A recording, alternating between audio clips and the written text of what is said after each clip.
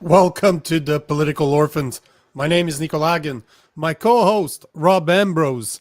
Here are the topics of the day. An American family that's been living in Canada for 15 years is forced to return to the U.S.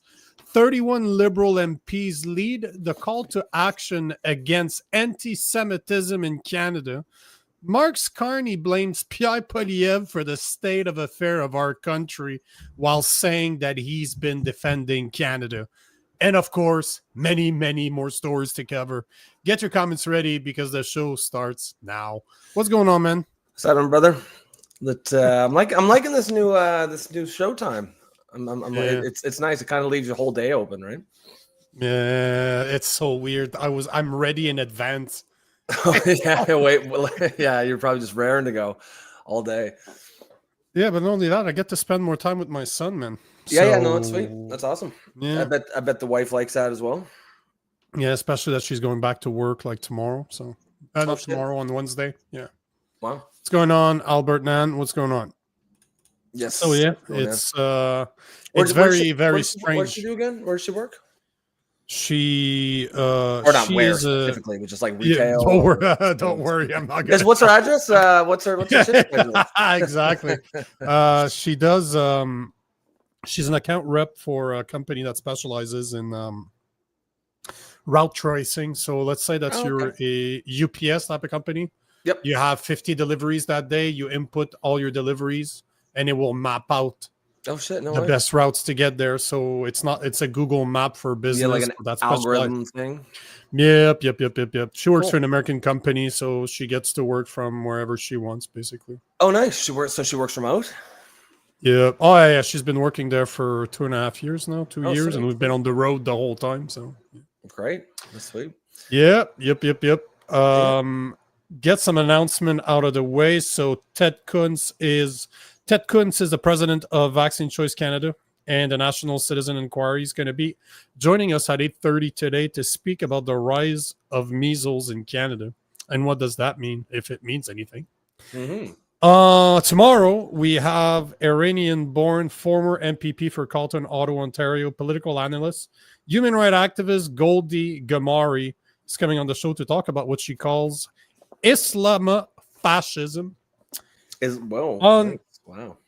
It's a cool term. Huh? Yeah. On Wednesday, we have constitutional lawyer and a host of the Great Matter podcast, Leighton Gray, that's going to be coming on the show to speak about the CRTC's decision to deny a radio license to Christian TV show Talk Truth. We talked about it. I talked about with him last week. He's brilliant, man. He's a smart guy. Yeah. On Thursday, we have John Carpe coming from the Justice Center for Constitutional Freedom. Friend of the show is always here. He's coming to speak about the report that they just published called The Excess Death. I'm very curious about this because I haven't seen the report. It hasn't been published. I say they just published it, but they're publishing it on Wednesday, if I'm not mistaken. So what's the angle, the Justice Center's angle on it then? Like what are these? What is causing this death? I guess that we'll know on Wednesday. Yeah, I guess that's on Thursday. Yeah, on Thursday. Then it kind of doesn't sound like a typical Justice Center case, so I'll be interested to see what the angle is. It just doesn't sound good at all. No, just increased unknown death. Yeah. On Monday next week, we have one of my friends, known this guy forever, former JTF2 assaulter, and the owner of Direct Action, Randy Turner. He specializes in training military police officers in hand-to-hand combat, firearm trainings. The guy's a beast. He used to fight in MMA just for fun. And yeah, because when your life is too boring because you're not gonna go do an MMA. assaulter anymore, I'm gonna fight dudes. That's basically what he did. But you'll laugh because he's probably one of the most polite guys you'll ever meet. Oh yeah, they always are. But his ears are bazinga. Like you can tell he knows how to fight. Yeah. Oh yeah. So he's gonna come on the show on Monday to speak about all the promises that Mark Carney have been making about putting troops on the ground in Europe, Latvia, and Ukraine. Yeah, actually, yeah, it'd be very interesting to see. I'm sure there'll be some things he can't talk about, but he's one of my bros, so I contacted him. I'm like, bro, I'd like to have you on the show this date. He's like, I'm down. Do you want to talk about this? He's like, yes. That's it. That was the conversation. He already knew. And yeah. And on Tuesday, next week, September 9th, we're going to be speaking with Adam Schwartz, the founder of Crowds on Demand and the original architect of paid protests. Oh yeah, they're called crowds on demand, bro. That's super on the nose, literally. Yeah, protesters are us. He's gonna go. That would be, man. That is I like it right there. I like it. Carmela, how's it going? Robert Bard. It's always the quiet guys you watch out for. Oh, at that level, I mean, I've known, I think 4 JTF guys as whole, not known them well, but just know them, and they're all like that. Like it's a certain personality type.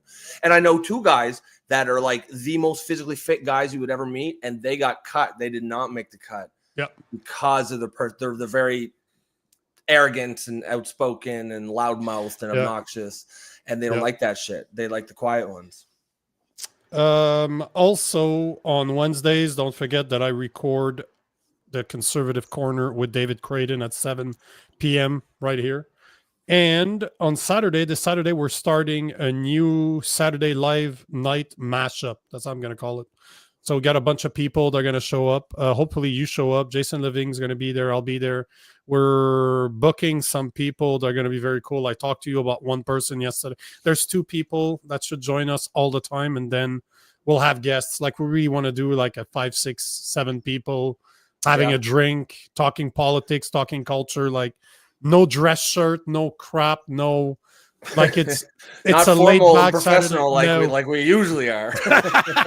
Yeah, exactly. Yeah, not like this level of professionalism. Yeah, that's it. I'm done. All right. So done with the house. The announcement. Yeah, man. I'm booking so many people. It's as soon as I start looking in something, I find people and. Well, people like to come on the show, right? People like to go and talk for the most part. Yep. Now, so 8:30 is we have Ted Kun, so we got 22 minutes to run through. Well, run through the first. All right. We'll lube it up and get. We will treat this subject like a Friday night at Rob's, and this one I saw that and I'm like, this is iron. This is irony if I've ever seen one. This is, we always talk about immigration. We always talk about how we want immigrants that will be integrating the culture, that will be of course putting Canada, being proud to be Canadian, like be part of the culture. Like or at the very least just not hate the country, right? Like don't try to to dismantle it from within. That would be ideal. I know it's a low bar, but like come on, Jesus, bare minimum. I know it's super racist. Yeah, but I got here's a story that developed this morning. CTV News reported on it. It's an American family that's been living in Canada for 15 years. I think 4 years now in Quebec. They crossed over to the US to go see family, I would imagine. Okay. And on their way back, they're like, oh, by the way, you got 2 weeks to get the fuck out of Canada. So here's the story of this family, and then we'll discuss how ridiculous this actually is. So here we go. Let's hear about it. For 15-year-old Stella Fig, this could be her last soccer game on Canadian soil. Well, I mean, I've lived my whole life here, so it's like home. Stella was born in the United States, but moved to Canada when she was a baby. Her parents moved here for work 15 years ago with Stella and their son. Ever since moving to Canada, the parents welcomed 4 more children. For them, Canada is all they know. So it's really challenging to know that I might have to restart at 0. But after coming back from a trip to the U.S. on Monday, Alice Fig says they were stopped by Border Patrol. We were being given 2 weeks to pack up our house, to sell our house, to liquidate our assets, and to leave Canada. It turns out their work visa was expired. Federal documents show that the parents, along with their 2 American-born children, must leave the country by September 8th. That's the shock. That's where the emotion comes out of just being dismissed after all that we've done to work to be here legitimately. The family tried a few times to apply for permanent residency, but to no avail. Brent Figg says in the past, after their work visa would expire, they were usually given a 90-day grace period to reapply. But this time around, that wasn't the case. So we were well within that window. One immigration lawyer who does not represent the family says there is a chance they could stay in Canada. What I would explore with them is an application under humanitarian grounds, which, that's a system we have in Canada that will allow an immigration agent officer to consider the file as a whole. Though the Figs moved around before, since 2017, Quebec has been home. The kids are enrolled in French schools, made friends, and planted roots in the Eastern Townships community.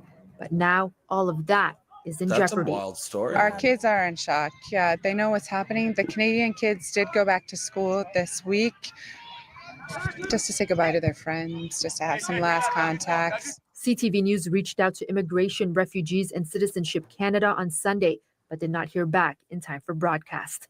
Sweeta Rassi, CTV News. That's fascinating. Oh, 2 weeks notice to get the fuck out of Canada. They normally had a 90 days grace period to renew. How often have they had to do this? I wonder. Is it every 5 years or something? I would imagine so. I can Google it.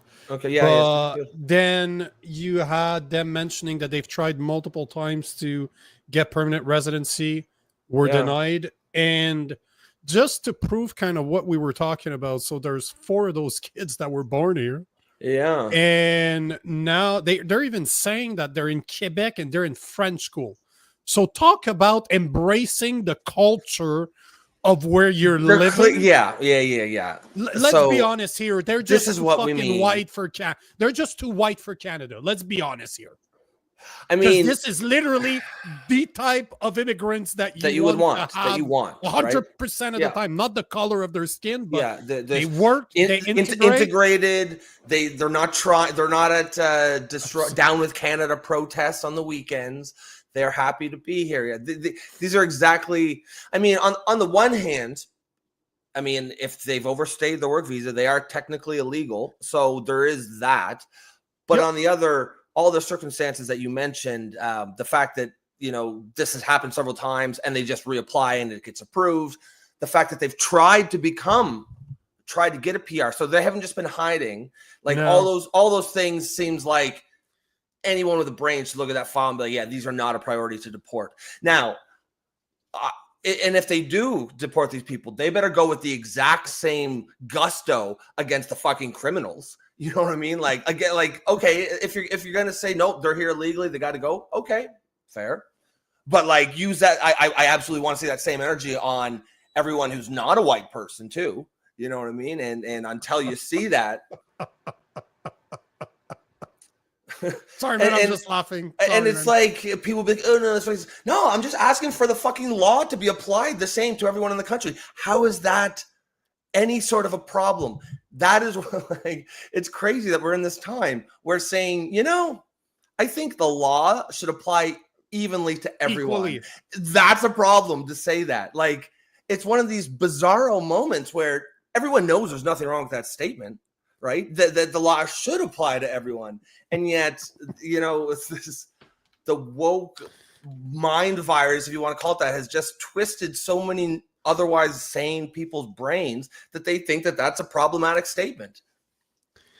So to answer your first question, you asked how long is a work visa normally valid for? Yeah. Anything from 6 months up to 4 years, depending on. Okay. So they've been here 15 years, give or take. So they've had to do this several times. Oh, like 3-4 times probably. And they've never gone over that 90-day grace period, I assume, or they wouldn't have mentioned it. No. This seems like the kind of thing like, okay, technically, yeah, they're illegal, so you could understand how the proceedings got started. Yep. But once a human being looked into the situation, clearly they should be like, yeah, don't worry about these people. Like, they're here, they're contributing, their kids are Canadians, they're going to school. Meanwhile, people are not getting deported for trying. Meanwhile, to you've got year-old undercover cop. Yeah, you've got pedophiles trying to have sex with a 15-year-old, and the judge gives him less time so that he can stay in the country. How does that make any sense? I don't care if you're right, left. I'm just talking about having a fucking brain, man. How does that make any sense? Is that the kind of country that you want to live in? So here's some statistics for you. So as per Statistic Canada, it's estimated that there's about 2,959,825 non-permanent residents currently in Canada. This includes temporary foreign workers, international students, and any type of temporary residents.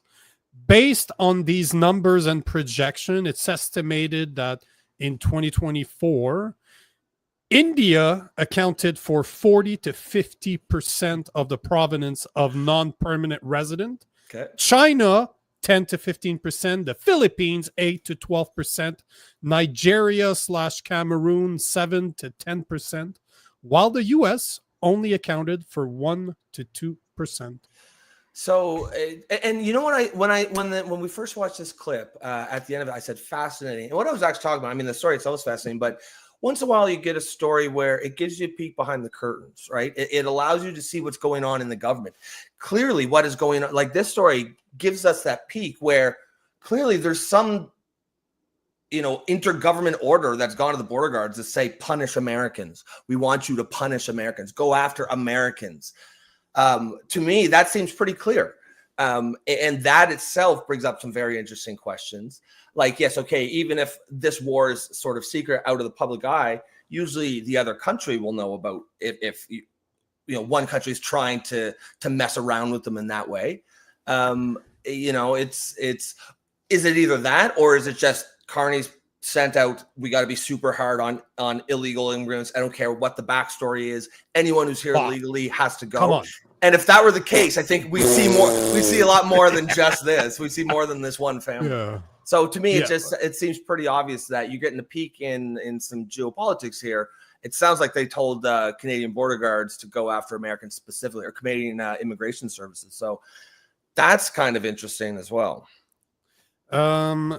Joseph Thomas is asking, Canada does not have anchor babies. Yes, we do.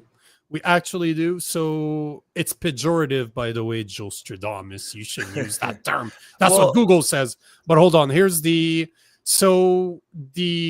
child automatically becomes a Canadian citizen by birthright. While the child is immediately a Canadian citizen, their birth does not automatically grant their parents legal status or permanent residency in Canada. So that parents must wait.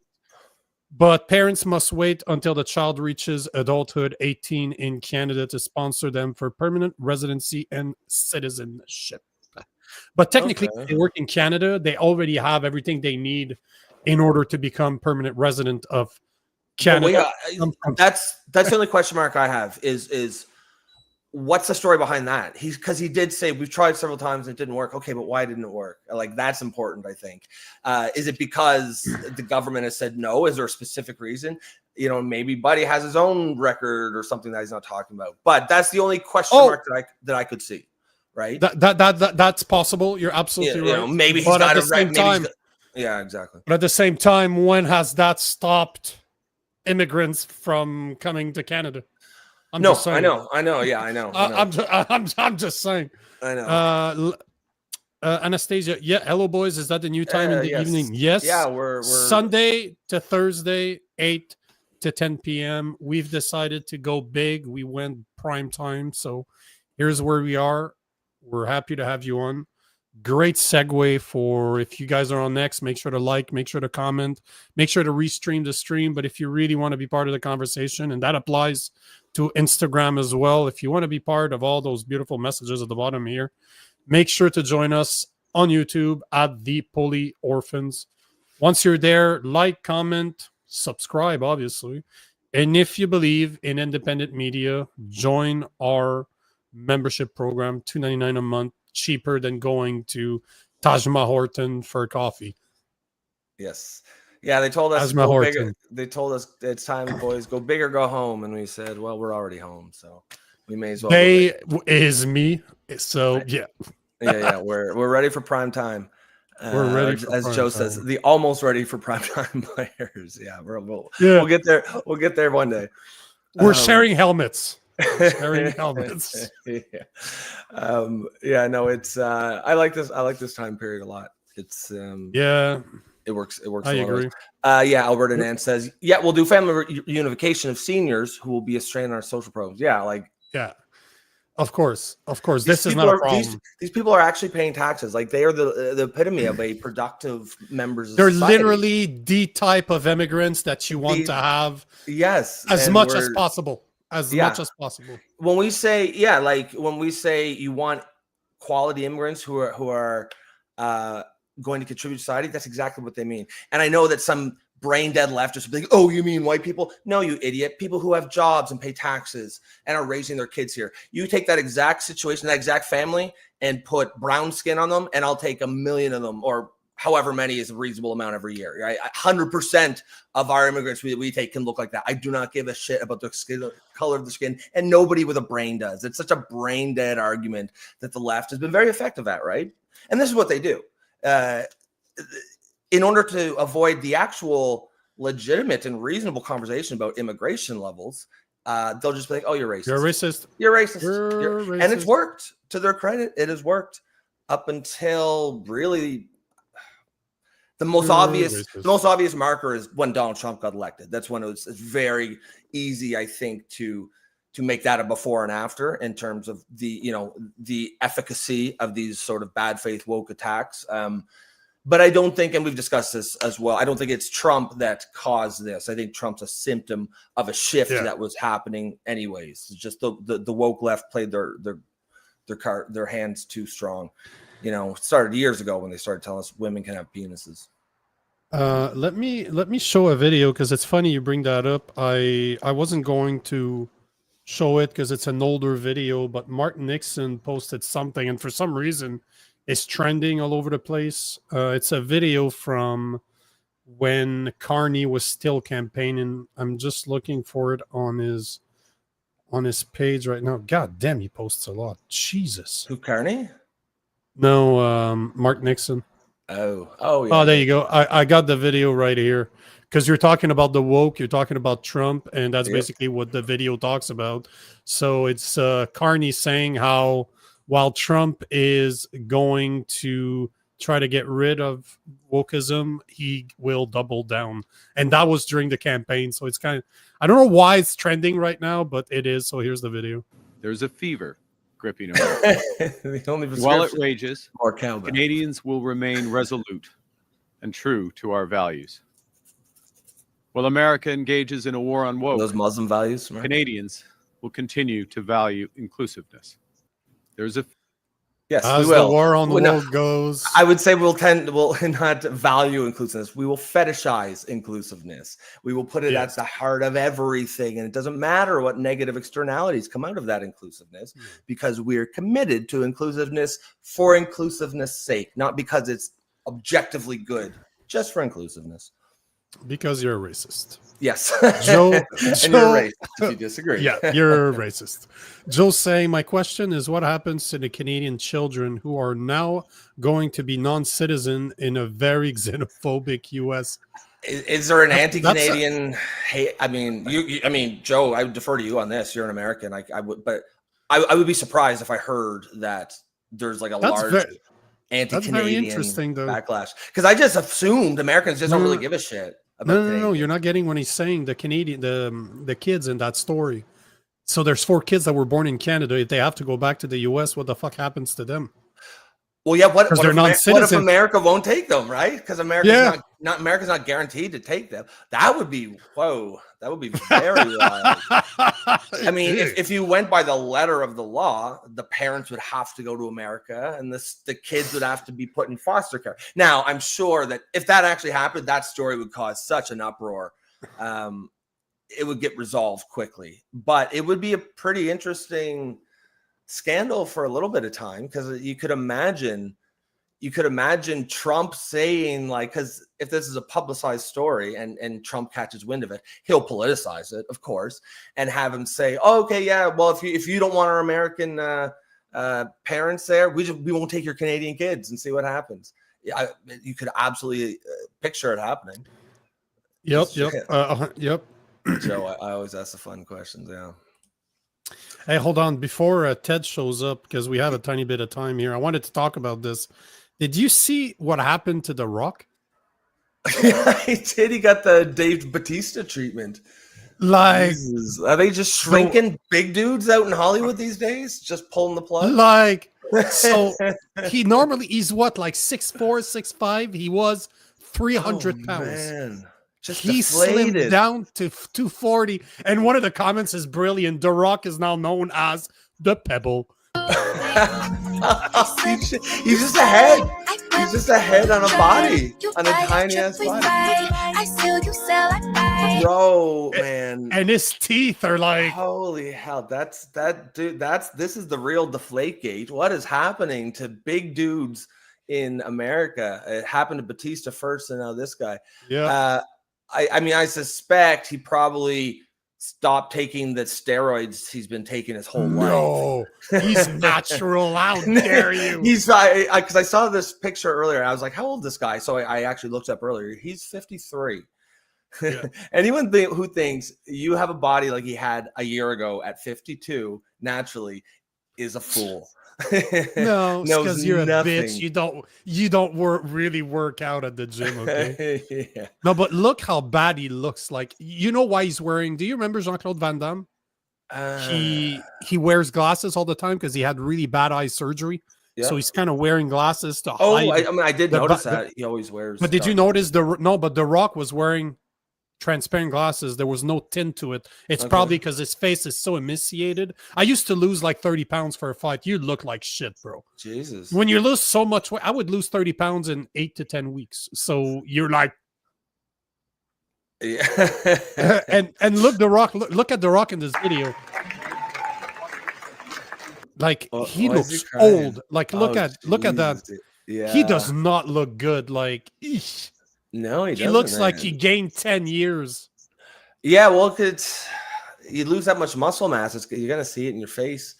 But yeah, maybe. I mean, he's still. I'm sure. I mean, what is he? 6'3", 6'4"? He's still a big dude. Oh no, but he's 240 pounds. He's a big guy. He is a big guy. No questions about it.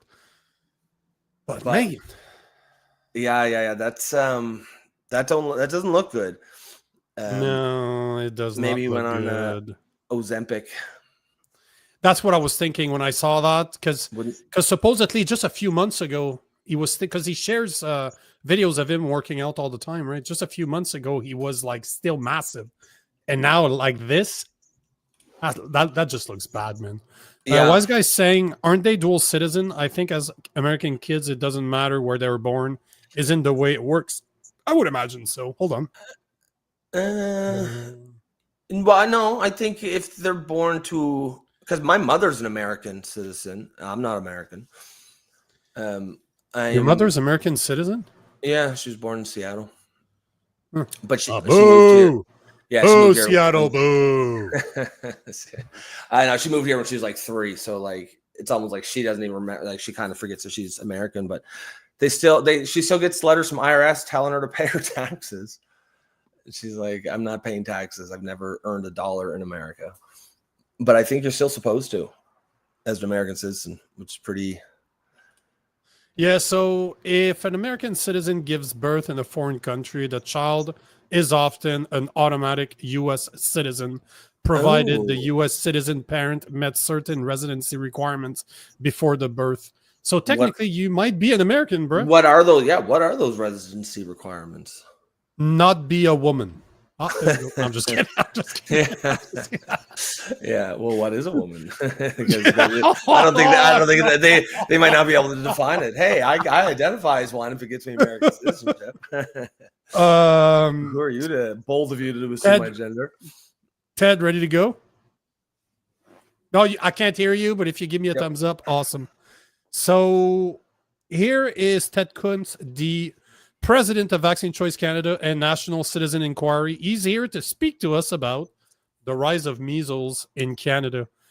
Mr. Ted Kuntz, what's going on, brother?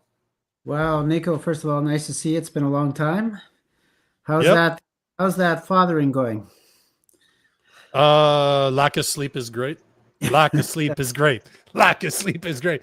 It's very interesting to see him change that much in 2 months already. It's pretty miraculous, isn't it? Yeah, he likes to headbutt things now. He's headbutting my wife in the boobs.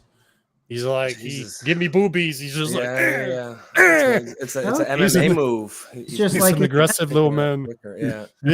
I don't know where he got that from. Yeah. Hey, Ted, how's it going? Hi, Rob. Nice to meet you. Nice to meet you as well. Thanks for coming on the show. Glad to.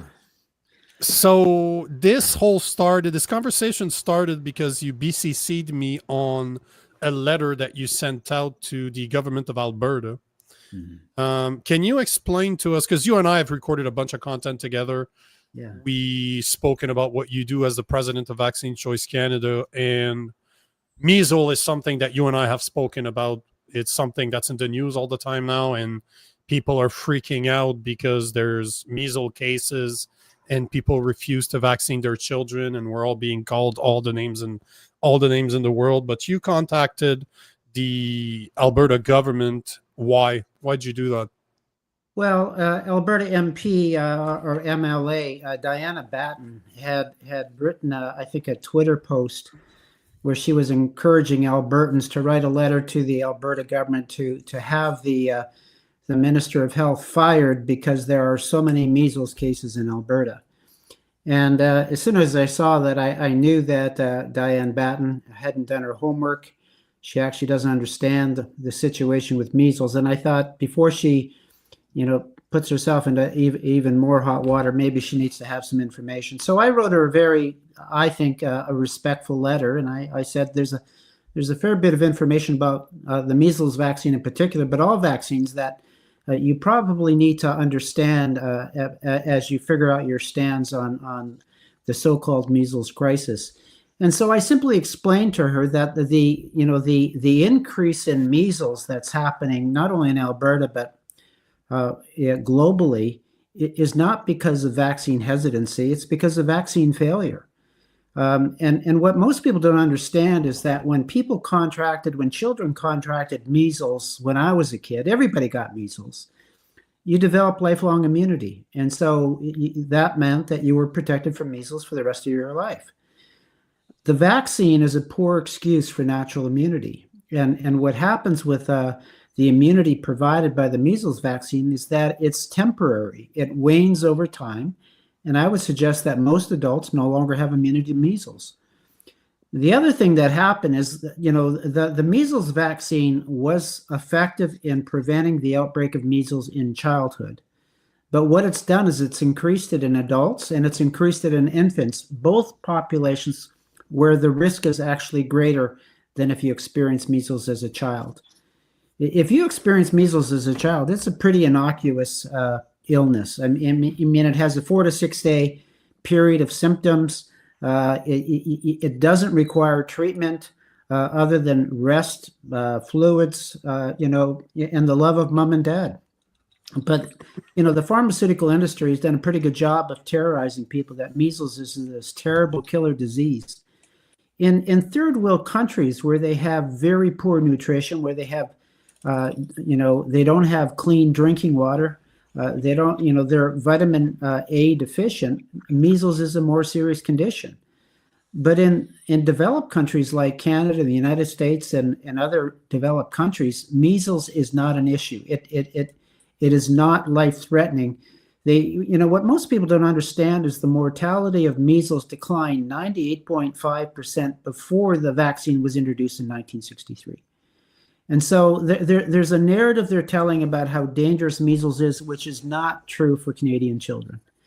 It might be true if you're living in a little village in Africa where you don't have food and you don't have clean water. But then what happens is any illness is dangerous to those children because they have a very poor immune system. And so they're using a narrative that doesn't apply to Canadians. They're actually lying and deceiving Canadians. But the other thing that MLA, and I also wrote a similar letter to a federal MP, Michelle Rempel, because she too wrote an article in recent weeks talking about how, there's outbreak of measles and somebody's got to pay for this.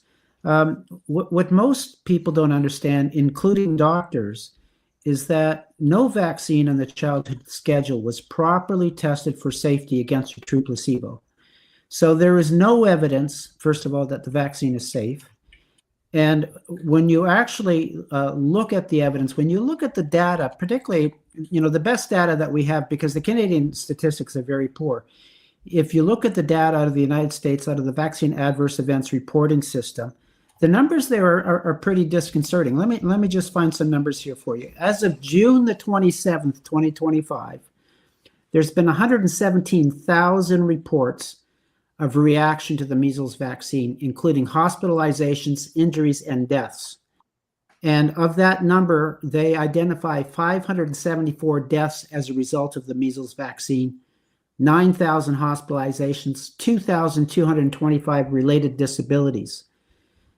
The other thing, though, Nico and Rod, is that a 2010 study in the United States revealed that only 1% of vaccine adverse events are reported by the VAERS system. So those numbers could easily be 100 times those numbers, which would mean 57,000 deaths from the measles vaccine. And right now you're looking at what, there's 1,807 confirmed cases of measles in Alberta. The survival rate for unvaccinated people, you're looking at 90 to 95%. And I'm ready to bet that those people that are part of the 5 to 10% have comorbidity problems. They don't have strong immune system in the first place. Because as you said, how many stories have I been told from people from your generation saying that when they were young, they had measles party? Everybody would get together and everybody would get sick. The kids would be sick for a few days, and then that'd be the end of the day. Just like me, we had those chicken pox parties when I was young, right? And that's just what we did to build natural immunity. And I just wanted to mention too, and what's interesting about what you're talking about is that it's not a liberal versus conservative, because what's her name? Michelle Rampol, she's a conservative. Right. So, I mean, some interesting, as you're saying this. So just some background for context. So I'm not anti-vaccine in any way. I would say I have some serious concerns about the mRNA vaccine, and I'm absolutely against forcing anyone to take any drug that they don't want to take in order to participate in society. That's the hard line for me. But so I'm not necessarily opposed to taking, say, a measles vaccine, almost ideologically opposed or anything. But it's interesting as you're talking here. And you're saying, the measles isn't that, the death rate isn't that much. That just doesn't really, it's not that I disbelieve you or anything. It's just, that's certainly not the narrative that we're told. And so as you're talking, I kind of just did a little bit of my own research, as we sometimes do on the show here. And it says that, and this is from Wikipedia, so clearly, if anything, if they're going to lie anywhere, it's on the other end. They said that it is 1 to 2 deaths in 1,000 for people that are infected. And if you plug that in, that gives you a mortality rate of 0.002%, which means people who get it have a 99.9992 or 998, whatever, you know what I'm talking about. But really, so essentially, yeah, this is actually, and I'm almost surprised here. I'm like, holy hell. That is not what I thought the mortality rate of measles would have been. I mean, I never looked it up before, but just what we're told is that it's much higher than that. That's really interesting. Rob, you're absolutely true. What you're saying is absolutely true, is that there's a narrative out there that measles is a killer. And what I can tell you is that the likelihood of a child dying from measles in Canada is virtually zero. Well, yeah, I mean, that's what that number is, 0.0002%. That's essentially zero. There was an article that was in the Globe and Mail in 2018 written by Dr. Richard Shabazz, who was the former chief medical officer of Ontario. And he said that the risk of dying from measles in Canada is 1 every 100 years. Yeah, that's wild. Yeah. And I mean, like, of course, there are lots of things. I bet you going to work can carry, like, every day, just driving to work carries some form of a risk. There's a very low chance you might die in a car accident, right? So, like, that, like, to me, a number as low as 0.0002%, that's just within the risk that everyone has to take if they're going to get out of bed in the morning. That's not any type of risk that you should arrange your life to avoid. But Rob, you're making a very good point that the perception people have, like if you were to do a survey of most Canadians and ask them how dangerous measles is, I would be willing to bet 80+% would say, "Oh boy, it's very dangerous. You have to get the vaccine." That was me until 5 minutes ago. But if you said to them, "Do you know anybody that died from measles?" Well, they have one case in Canada that they claim was a measles death. I think it was in Winnipeg. But if you actually look at the medical evidence there, that was a child with severe comorbidities. And so the question that always needs to be asked is, did they die from measles or did they die with measles? And, so to claim it as a measles death, I would suggest is being dishonest. If it was an absolutely healthy child, okay, that's a whole different story. That's not the case. So you have one death that you're attributing to measles in Canada, and people are lighting their hair on fire. But I want to say that the situation is even more serious than that. There was a study that was done in 2020. It's called the Control Group Study that compared the risk of illness and death in the unvaccinated with the national mortality in the United States. And a mathematician analyzed the government's data. She was using their data. She wasn't taking it from anybody that you would say, "Oh my God, they're anti-vaccine." And she concluded that the risk of dying, if you're concerned about dying, the risk is more than 260 times higher from the measles vaccine than from contracting measles. More than 260 times. Wow. So if that answers one of the questions we had. Basically, that's what Alberta Nan wanted to know. The real question is now compare natural contracted measles death to the measles vaccine death. Well, 260% more chances by that study right there. So we're just putting this information out there now. We've just produced a postcard that we're going to start to distribute. And it shows that with every childhood vaccine, the risk of death is higher from vaccination than from non-vaccination. Every single one. And I think that when parents understand that's going to be a game changer, right? That if parents don't pause with that information, then they're not doing their homework. Wow. Yeah, this is, I think there's just a lot of people who just have not heard these things. Without a doubt. And what I can tell you is, I mean, we are heavily censored at Vaccine Choice Canada. And it's been that way for at least 20 years. We can't post things on Facebook, for example. What I can tell you is that it was more than 20 years ago that I was approached by the Globe and Mail, who asked if I would write an article about my concerns about vaccination, because I lost a son to vaccine injury. Okay. And they gave me a half a page in the Globe and Mail. That would never happen today. No, absolutely not.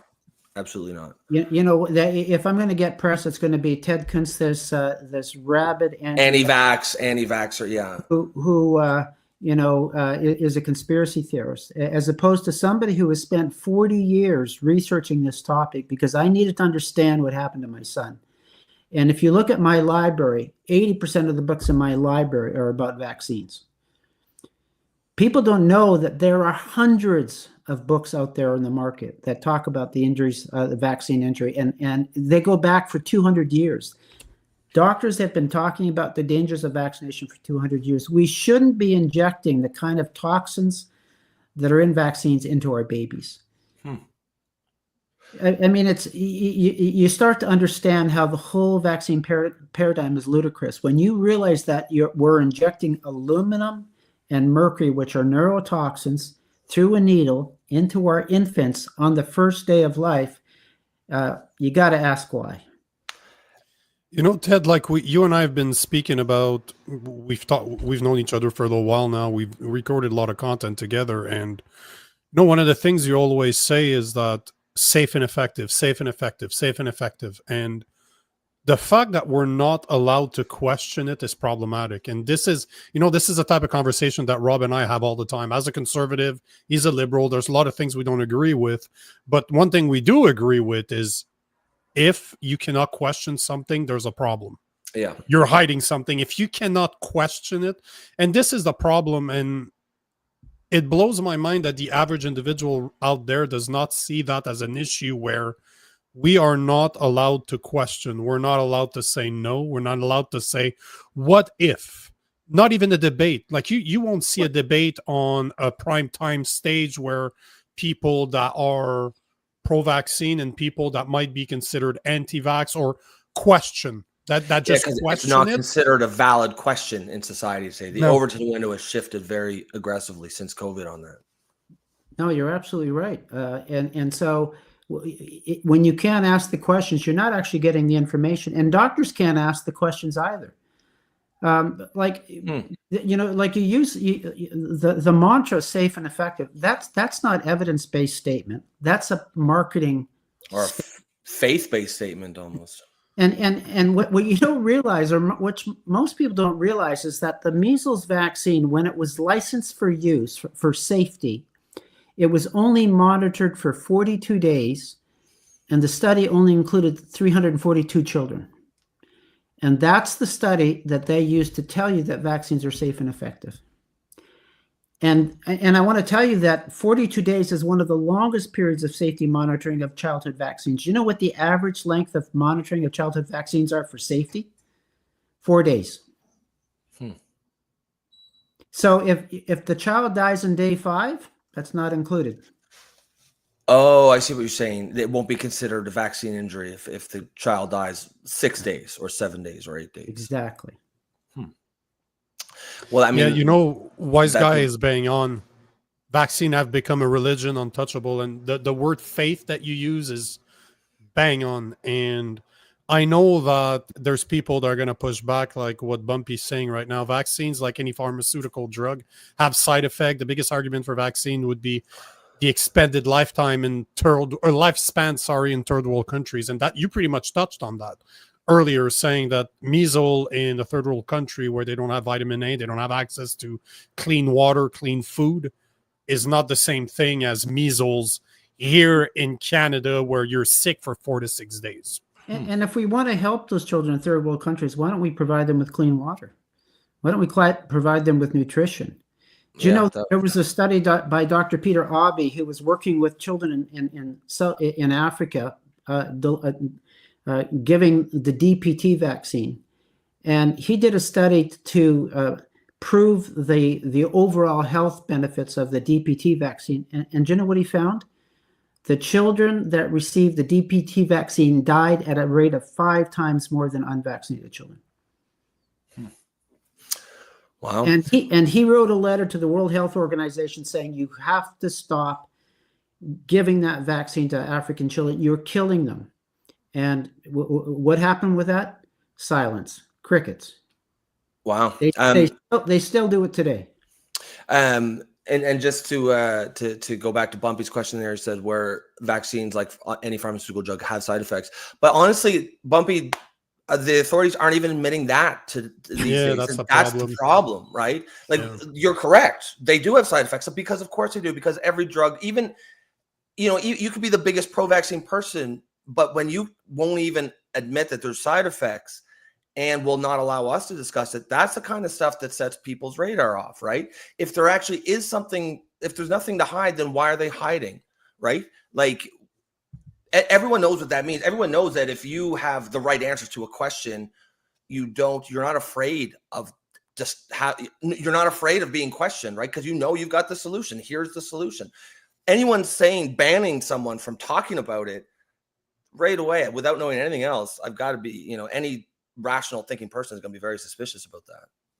Well, Rob, let me give you a simple example of exactly what you're talking about. When you buy any pharmaceutical product at a pharmacy, what's in that product? A product monograph insert. And you pull it out, it's a little piece of paper, you unfold it, and if you actually read it, it will tell you what it's for, the ingredients, the contraindications, overdosing, all of that information, so that you've got it. Have you ever seen one for a vaccine product?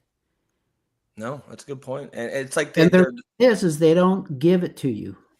Wow. I assume there's some exemption in the law, because I've always assumed that the other drugs had those by law of some sort. Well, they do. It is law. But when you go to a pharmacy, and if you ask the pharmacist for the product monograph, the product information, I'm willing to bet you won't be given a copy. No, that's right. Interesting. Very interesting. So one of the things that we've done, we've produced a new book last fall called A New Parent's Guide to Understanding Vaccination. And we have a section in there where we list the links so you can download all of the product monographs for every vaccine on the market. And we say to parents, read them, become familiar with them. We explain how you read a product monograph, what you should be looking for in there. Because with every pharmaceutical product, there's contraindications. There's people who should not take it. And if you don't know what that is, and the doctor isn't telling you because they don't give you informed consent. They don't, I only really understood informed consent a few years ago when my elderly mother wanted to have open heart surgery. And she asked if I would go with her to the doctor for the consultation. And he took about half an hour to explain to her what the surgery was, what were the consequences, what was the likelihood of her surviving the surgery, what was the expected benefit. And he explained it all. And he said, there's a 10% chance you won't make it off the table. And then he said, I don't want your answer today. I want you to go home and sleep on it. I want you to talk to your family and then come back and give me your answer. And I thought, wow, that's the first time I've ever actually informed. That's what it's supposed to look like. Have you ever heard what are the risks of vaccination? Have you ever heard what the risk of mortality is?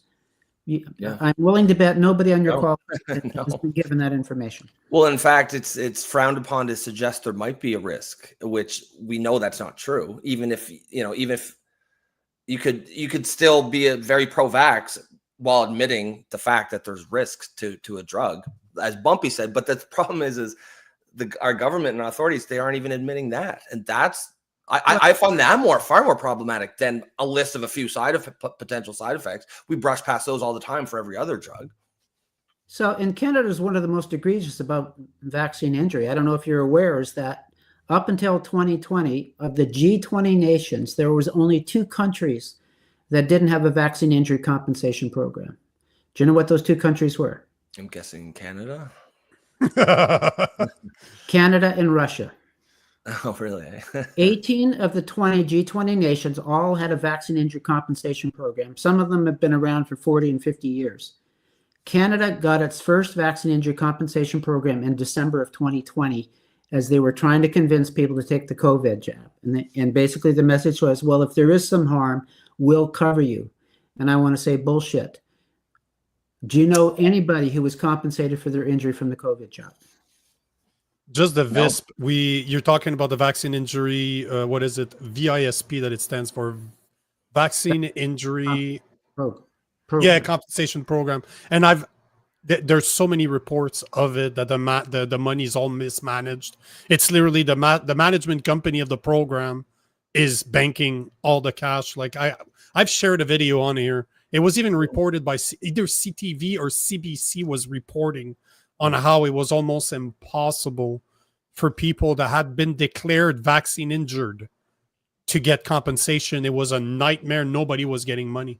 So, yeah. Our problem is the culture in Canada is vaccines are safe and effective and necessary. Nobody gets injured. And even doctors have that mantra. So you think that's a political choice, eh? That this vaccine injury fund, which does exist, because remember we did a piece on it where they paid a law firm $40 million to distribute it, and they haven't distributed any of it. Yeah. Whereas in the United States, they've paid almost $6 billion in compensation for vaccine injury compensation since that program was established in 1989. Wow. The thing that bothers me the most about this, and we can stop it at that afterwards, but is one, you can't question it. You have to agree that it is safe and effective. You're not allowed to have informed consent. And all of those programs like the VISP are paid by the government, are paid with taxpayers' money. The pharmaceutical company, the vaccine companies are protected by the government, and that is both in Canada and the US. They cannot be sued. They cannot be held responsible for the side effect of their vaccine. Just that, those 3 things, the fact that I can't question, the fact that you keep on requiring me to have faith that it's safe and effective. And the fact that they cannot be held accountable for their product, what a great business model to have a protection to say you can produce those medication and you're protected. Well, it can't be held liable. You don't have to admit the risks. No. Yeah. I mean, wow. Nico, you're making a very good point. Vaccines are the only product on the market, the only product where the manufacturer is not liable for injury. And so with every other pharmaceutical, they're liable. I mean, if you're making a stroller or a crib or a car or whatever, you're liable if there's an injury. Yeah. If you're a vaccine manufacturer, get out of jail free. Well, that itself is very suspicious. Very. Sounds like a conspiracy theorist, Rob. Jeez. Gee, I know. I don't know what's wrong with me. But I mean, you know, I've never claimed. I've certainly claimed that the conspiracy theorists, even though I don't consider myself one, they've certainly been proven right enough times lately that only a fool would immediately dismiss them. I mean, you know, we're talking here, like we're just talking about facts. 0.002% mortality rate is just, frankly, completely at odds with the narrative that we're told about the measles. And that number came from Wikipedia, who, again, if they were going to lie, it would be on the other end. It would be there. Yeah, it would be. Yeah, it wouldn't be on the end to make measles look less dangerous. It's that is a great way to finish it right now. Collective sigh. I want. I just want to say, when you actually do your homework, it's hard not to be angry at the level of deception and the level of harm that's happening to our babies. And I mean, I'm seeing vaccine injury everywhere now, and it's, as a young father, Nico, it would break your heart if you, like it did mine, you take your baby with the best of intentions to the doctor, and the child you get that you bring home is not the same child. And that's what happened to me. It's ridiculous, because that's one of the reasons why we're kind of trying to do more work together, Ten and I, because I'm literally going through it as we're talking right now. And we really want to target content towards families, like young families, so that they are informed. At least they realize the potential consequences of what they're doing to their children, and weigh plus and minuses, right? That's up to the parent. That's their job, but you want them to be informed. But what's interesting is going through it in Canada. Like my wife found out she was pregnant. We're still in Alabama. We found a midwife. Her questions were so simple. We'd go there. She's like, how you been eating? How you been sleeping? How you feeling? Are you stressed? Are you this? Are you that? We come to Canada. Within her first 3 questions, she asked, how much have you taken your COVID shot? Have you taken your, she mentioned 2 other vaccines. I can't remember. It was, she wanted her to take 3 vaccines as she's pregnant. And that's before asking her how she's been sleeping, how's her diet. And I'm just sitting there. We're looking at each other. We're like, yeah, that's going to be a problem. And luckily, the pediatric doctor that we have, because we've met her twice now, like we see her once a month just to make sure that he's okay. The first time we sat down, she started talking about vaccination. Both my wife and I are just looking at each other, and she's not an idiot. She read the room. She knew that we weren't interested at all. But she's like, you know what? I do suggest them, but I would never stop seeing a patient because they choose not to. So just that, I was like, thank God, at least we don't have to necessarily worry about stuff about that. But that would be, you know, to feel shame. I think there was someone in the comments who, Anastasia, she said she went into hiding. Do you know how much shame healthcare in Alberta I got for not having the COVID shot? I have a kiddo that has CLD, bad lungs, and they think I'm crazy for not getting the shots. Yeah, like, you know, it's fair play to recommend whatever you feel is medically sound advice as a doctor. But yeah, when you hear stories about doctors refusing to treat people, that's a problem. That's wrong. Shaming people, shaming your patients, that's wrong. I lost my whole career over this, man. I'm a sales engineer by trade. I lost 20 years. Lost everything for not taking it. And it was a bunch of obese assholes that were telling me to take it for my health. I'm like, I train 10 times a week. I weigh my food. I have a six-pack. I'm 38 years old. Are you kidding me? You're going to tell me that I need to listen to you between 2 bites of McDonald's? 24-year-old HR exec with a 54 BMI. Yeah. Telling you that you're the health risk. Yeah. Ted, I want to thank you for coming on the show. I don't know if you had any other question. I had one last one. Yeah, I actually just one quick one for Ted, and feel free to answer as much or as little as you want, because you don't know Ted very well. I'm sure it could get personal, but you mentioned your son there. I was wondering if you could just kind of give us the backstory there, just as someone who's kind of curious about what we're actually talking about when we're talking about vaccine injuries. Yeah, thanks for asking, Rob. My son Josh was damaged by his very first vaccine shot, which was the DPT shot. So that was the shot I mentioned in Africa was causing 5 times as many deaths as not being vaccinated.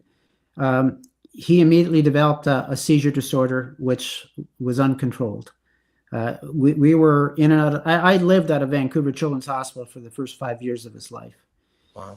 Josh at one point was seizing 12 to 15 times a day, and each seizure was 15 to 20 minutes long. It was absolutely grueling. When Josh was 5, the chief neurologist took me aside one day and said, Mr. Kuntz, I'm going to ask you not to bring your son back to hospital any longer. He said, there's nothing else we can do for your son. What? Wow. And just for the context, when you say immediately after, how soon after the shot are we talking that he displayed the first symptoms? Well, he was immediately agitated. And what I often say is that the son we brought home was not the son we took to the doctor's office. And we immediately we went back to the doctors twice in the next 2 weeks and said, there's something wrong. This happy, content child that we had was sleeping well, eating well, is no longer any of those things. He's agitated, he's disturbed, he's not eating well, he's not sleeping well. Day 21, after the vaccine shot, he had his first grand mal seizure. It was 25 minutes long.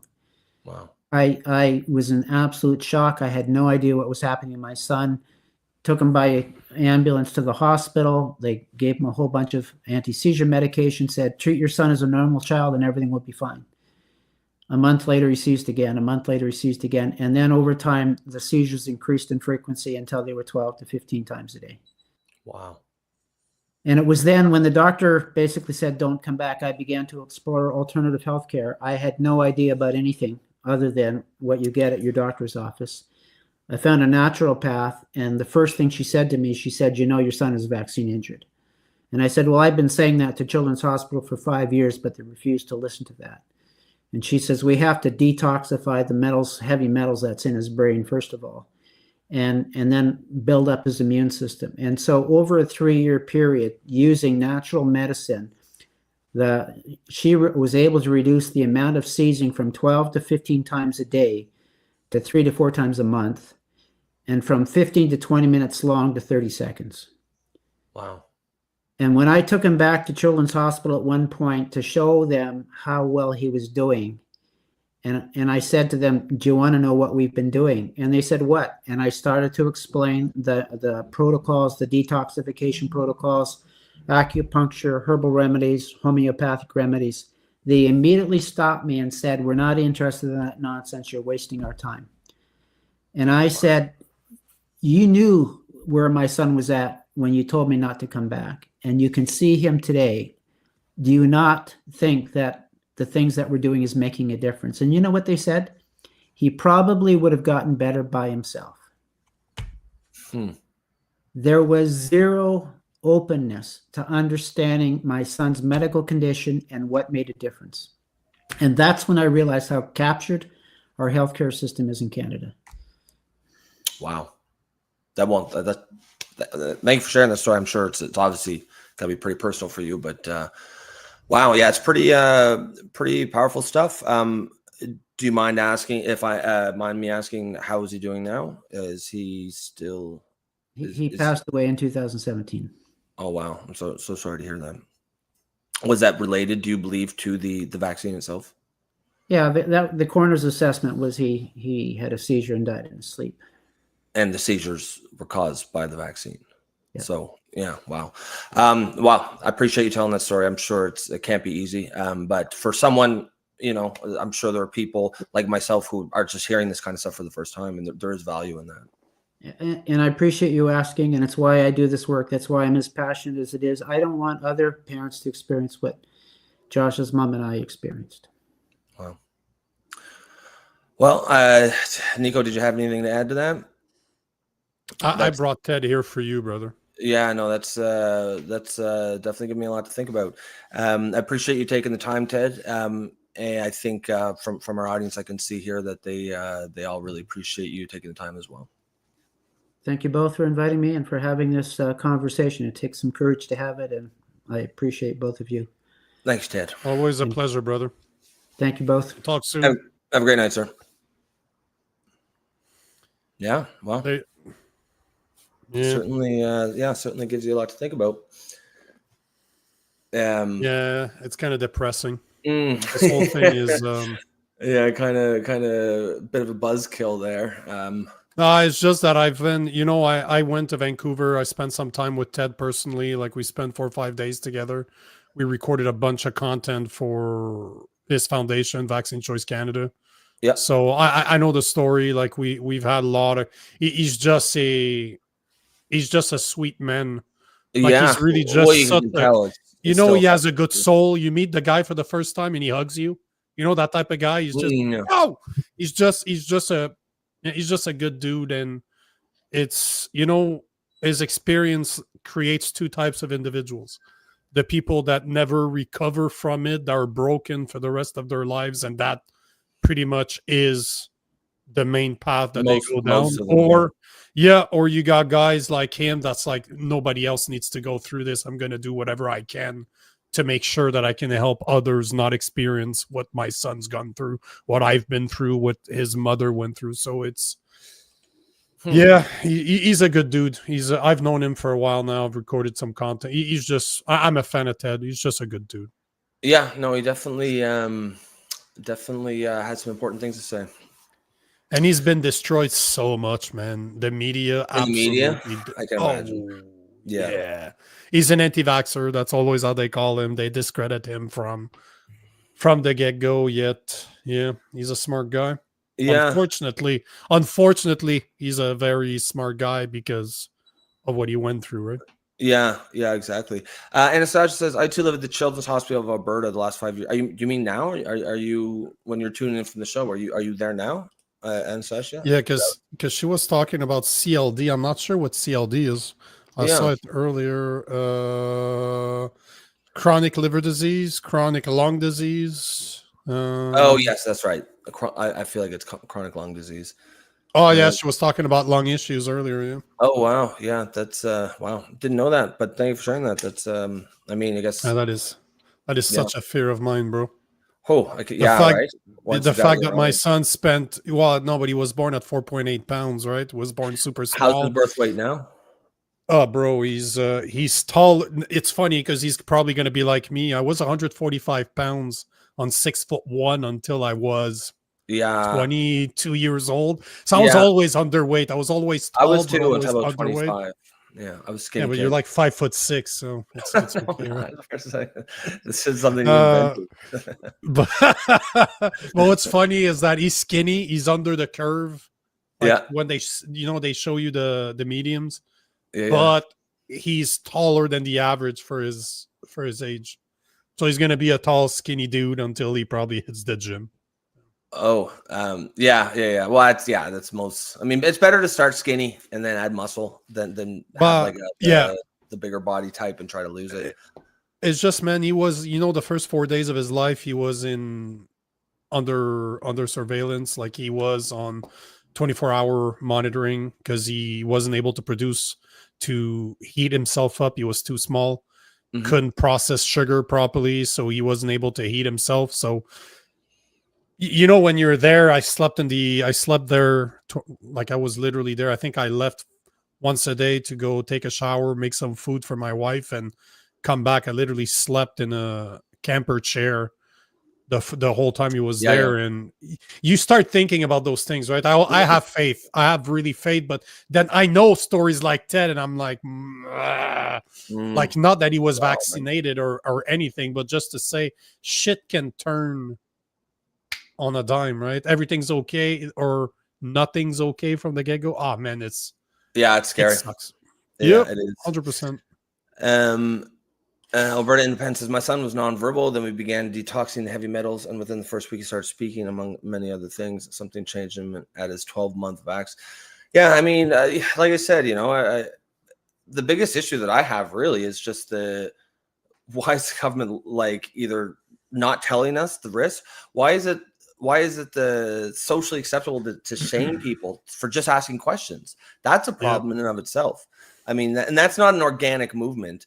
No. That is, there's something or some group pushing that message, that narrative, because you get the average Karen, the average left-wing person. As soon as I hear something, I was like, oh no, like, they'll shut it down. And it's like the fact that they all do that, like there was something's pushing that message onto them. That's not something that they all came up with organically. Jesus. Anastasia saying, yeah, yep, chronic lung. Wow, that's my kid scary. was born at 24 weeks, 1.5 pounds. Jesus. That is 1.3 pounds. That's insane. Wow, yeah. But yet I saw a video the other day of a kid born around those same times. Yeah. And then they were showing him a year or two after, and it's just a plumpy Mr. I call them Michelin babies, like like the fat rolls all over the place. Yeah. So hopefully everything goes well with your kid. I can't imagine going through that. I just can't. I don't. Yeah. No, it's definitely depressing. To sort of think of, like, no one likes to think about the sick kids. Should we move on? Yep. I'm just going to take this one because it's always good to tap ourselves on the shoulders. Yes. Weak man, hard time, saying great show, guys. Thanks, Ted, Rob, and Nico. Well, that's why we do it, man. It's it's not a fun subject, but I think it's a subject that it's a conversation that needs to be had. So yeah, we can go to, I'm going to wait for Rob to come back to get to the next subject. So let me see. She was born, Anastasia saying she was born during COVID. Now we are in a lawsuit now with hormones. Oh boy. Yeah, fun times, eh? Wow. Hopefully it goes well. It's, again, I can't imagine having to deal with that stuff. I just can't imagine. Let's change the subject, see if we can make it happier, although brighten the mood. I doubt it. That one's kind of it's tough to rebound from sick kids, but we'll do our best. Yeah, but this one's interesting because this kind of it's kind of showing the Liberal Party is not necessarily aligning with Carney. This was published yesterday. House Father, which is the name of an MP from Montreal, with 31 Liberal MPs are leading call to action against rise in anti-Semitism in Canada. Ooh, and we all know that Carney aligns more with the Muslims because Muslim values are Canadian values. So yeah, in a statement from Quebec's Anthony Housefather from Mont-Royal, which is super close. I can't believe that's his name. I thought that was a position in the house. Yeah. Oh, it's the Housefather. It's kind of a badass name, huh? Yeah, it would be. You should have a pinky ring. Yeah. A cigar, He goes office to office. He makes an offer. You can't refuse. If you don't vote his way. If you don't vote his way. This on the day of my daughter's wedding. Day of my daughter's wedding. If you don't vote his You're right. You're right. It does sound like a really badass position. Father. But no, that's actually his real name. If you don't vote his way, he sends Luca Brasi over to see you. But yeah, so basically what I found interesting about that is that they start talking about Statistic Canada data on police report hate crimes, said that while Jews make up 1% of the Canadian population, they are the victim of 70% of the reported religious-based act of hate. In 2023, of the 1,284 hate crimes targeted a religion, 900 were against Jewish people, which was 71% increase over 2022. What I found interesting about that is we all know where that hate's coming from. Yes, like let's be honest here. We do. We do. But the part that I found the left-wing movement. Yes, but the part that I found the most interesting about that is that once again they don't talk about Christians. Because as I was reading that this morning, I'm like, oh shit, let me do some research. Over the past 5 years, not one mosque has been defaced, vandalized, or burned. I could not find one report of a synagogue being defaced, destroyed, or burned. Yet it's reported that 118 churches have been vandalized and 33 of them completely burned down, like completely destroyed. Yet nobody talks about that. We have a special envoy for Islamophobia in Canada. We have MPs pushing to help or battle anti-Semitism.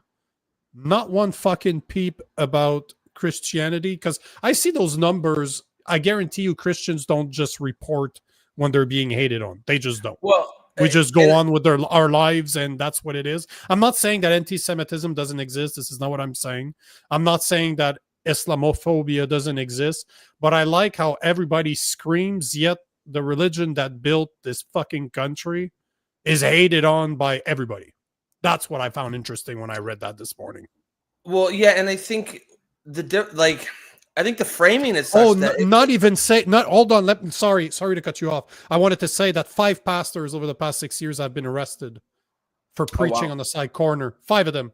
I cannot find one imam that was arrested, and I can't find one Jew that was arrested for preaching on the side of the street.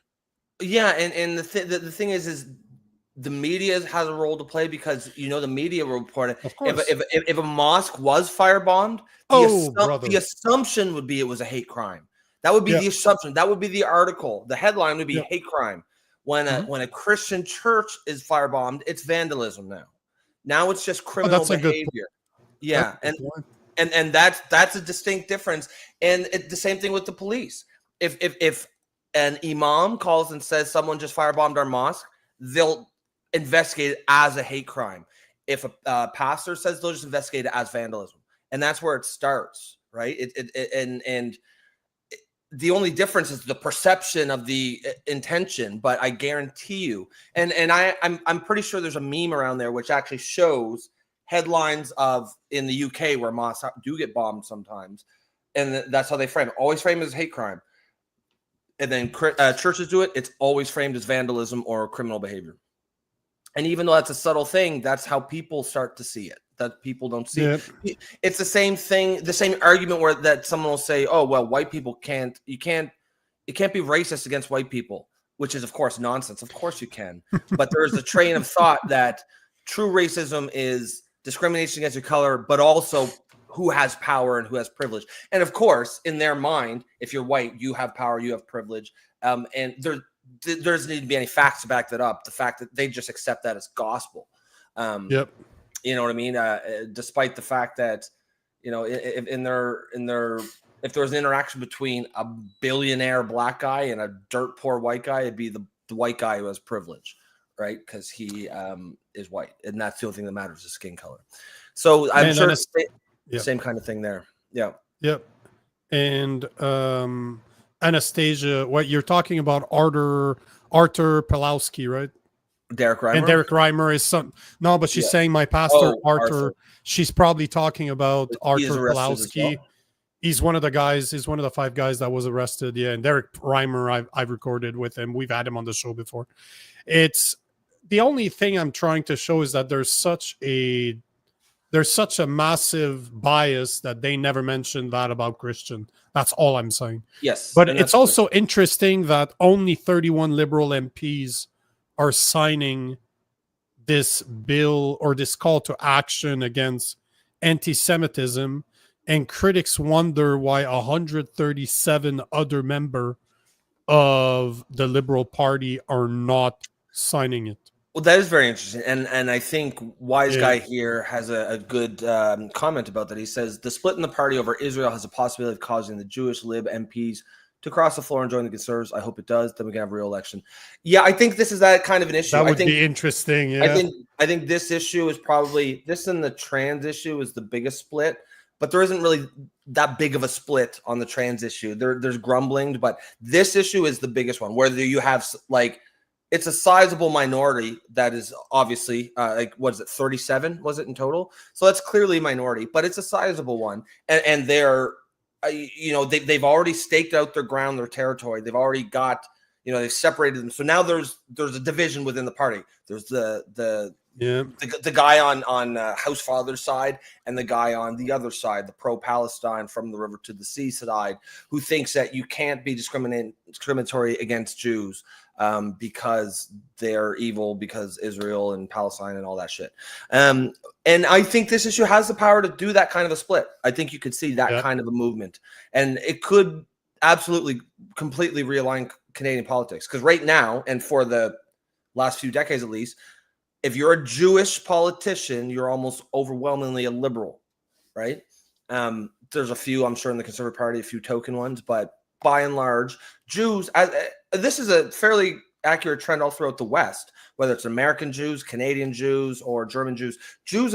Western Jews typically skew heavily liberal, very liberal, very Democrat, although this split, since October 7th, is absolutely pushing a lot of them towards the right. And you can see that, again, in every Western country. And I believe it is the kind of split that could cause that, which would be a complete realignment in Canadian politics. And you're looking, the Liberals are at 169 MPs and the Conservatives at 144. So this is the type of... Oh, yeah. That would change. That would put Pierre Poilievre in a minority. No, he would become prime minister because they would put a vote of no confidence. And they would lose it, right? Because there's more. That's a there would be good point. more conservatives, and it wouldn't put Poilievre in prime minister, but it would, I believe, force an election, force a re-election, and Poilievre would probably win it. That is interesting, because it's 31. That number is big enough, to be problematic, and this is one of the reasons why I wanted to bring it up. But if I were Poilievre, that's the I'll be chipping away right there. But elbows up. But I don't think he's sharp enough. I don't think he's smart enough to do that, or ballsy enough to just go actively after those 37 MPs. No.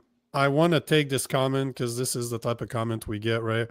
What up, you cocks? I'm liking the afternoon stream. Yeah, afternoon.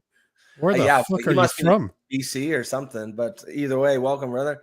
Yeah, because afternoon cheese, it's like it's 11 p.m. 9:30 here. Yeah, 10:30 where I'm at. I like his message. What up, you cocks? I'm liking the afternoon stream. Oh, The Bumpy says house father will never cross the house father.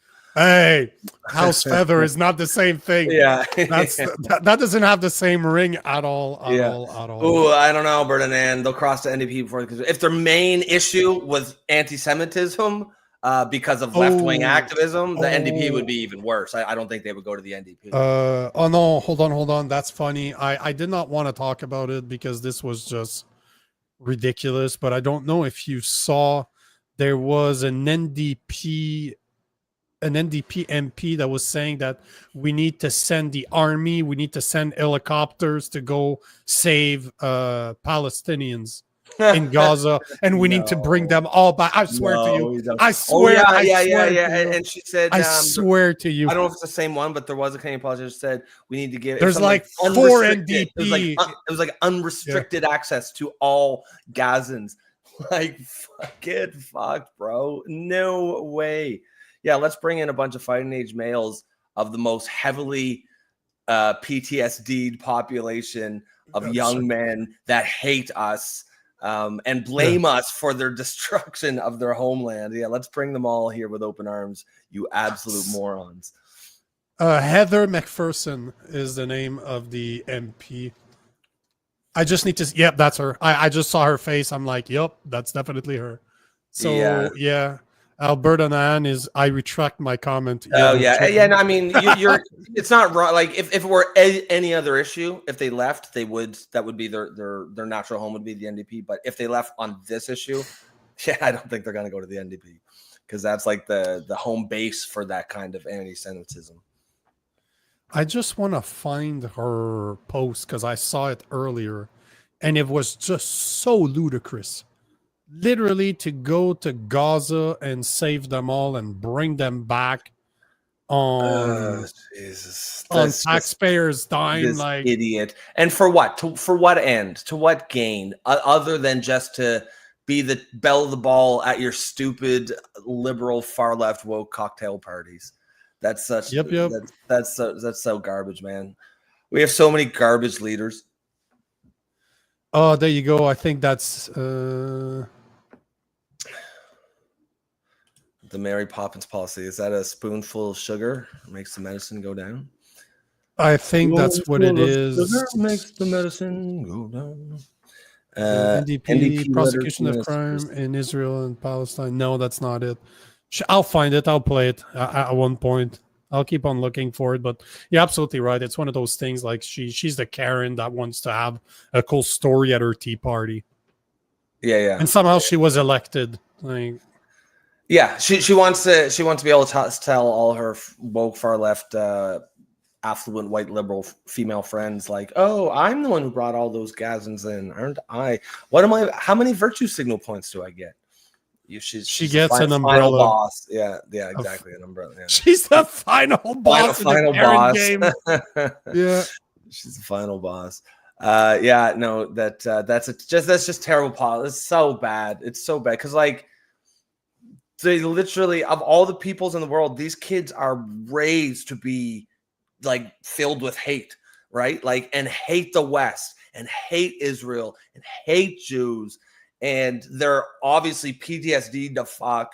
And you could say, oh, well, that's Israel's fault. Regardless, whatever words you want to use. I know one. It's not our fault.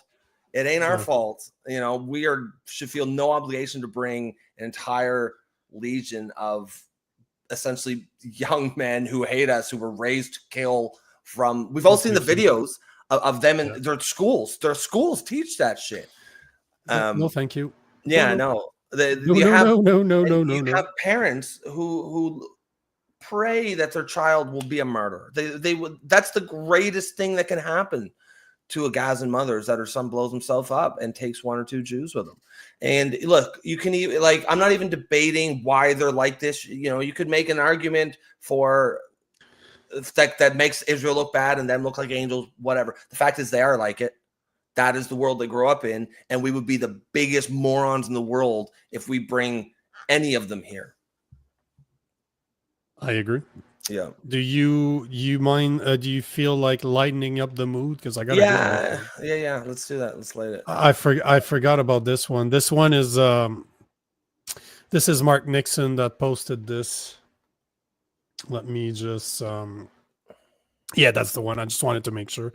So here's a video of Mark Carney blaming Pierre Poilievre for the state of the country while he's saying that he's been defending Canada. You know, you can only believe so much in the free market if you're a tenured professor at Chicago or you're a lifelong politician, right? And he just sort of worships in that world. He defaults to the same solutions all the time. He's talking about Pierre here? He's also, yep.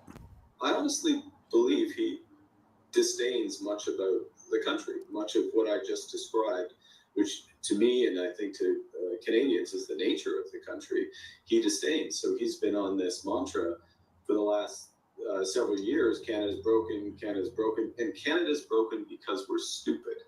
Okay, Canada's broken because we're stupid, and you know, he finds an echo chamber with Jordan Peterson and other people who he sits down and talks with.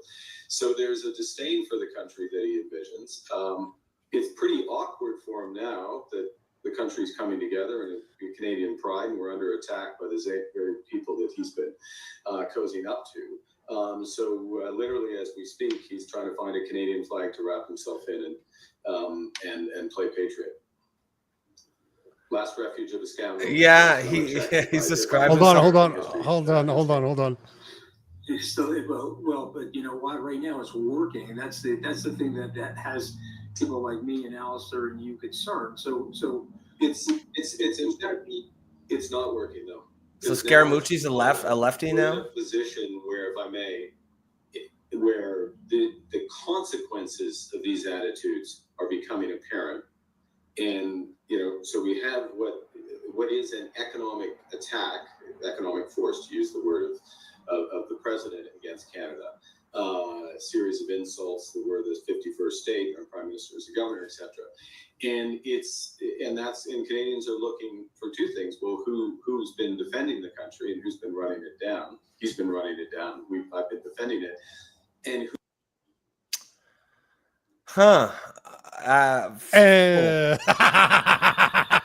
I mean, that's really funny. Alberta Nan says he's so good at projecting, and Wise Guy 100%. He's described himself. What's hilarious is as he's describing himself, I was thinking he described himself, and then he says he's wrapping himself in a flag, and there's a fucking flag. He's right beside him. He's like he's wrapping himself in the Canadian flag. There's one right there, bro. Everything you're saying is about say what you will about Pierre Poilievre. I don't.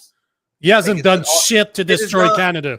It is not reasonable to say he disdains Canada. No. And what is the argument? Oh, his argument is because he said it's broken and we're stupid. Yeah, maybe he's saying that because he loves Canada and that's how he actually believes. If you actually believe that and you love Canada, then you will also say it. The argument that because he complains about Canada means he hates it is frankly stupid.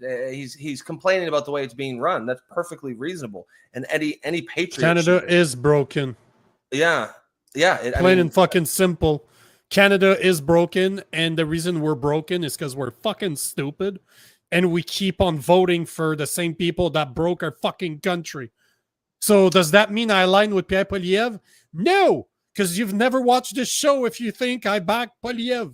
Yeah. Yeah, that is the mind of most common sense Canadians. No matter who you voted for, you cannot tell me that Poilievre has done anything to this country, or that he hates this country. That's stupid. I mean, I'm not. But he hasn't done anything. But he has done anything.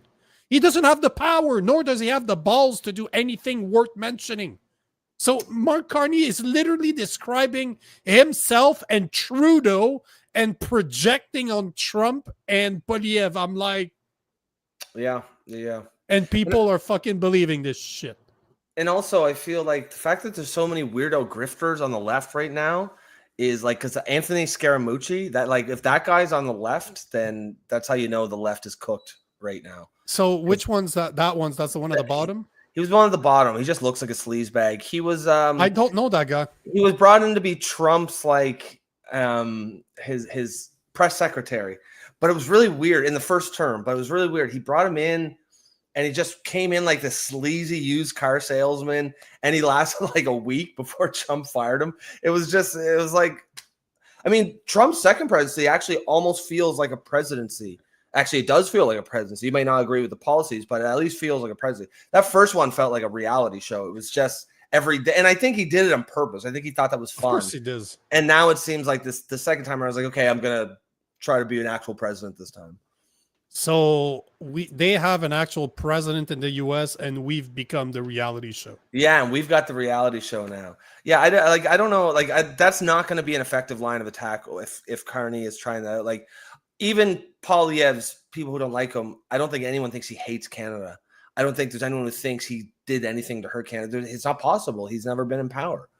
He doesn't have the power, and I've never heard, as much as I dislike Poilievre, I've never heard anything out of his mouth that would be against Canada, as in he hates it. Yeah, he's a globalist. At the end of the day, he's a globalist. He doesn't put Canada first. He still believes in a lot of the WEF crap of the UN. He believes in NATO, whatever. Yep. But to say that he's destroying Canada, that his rhetoric is wrong, that Canada is not broken, that we are not stupid for keeping voting for the same people that destroyed it. On that, I agree with Poilievre. Canada's broken, and we're fucking idiots for voting for the Liberals time and time again.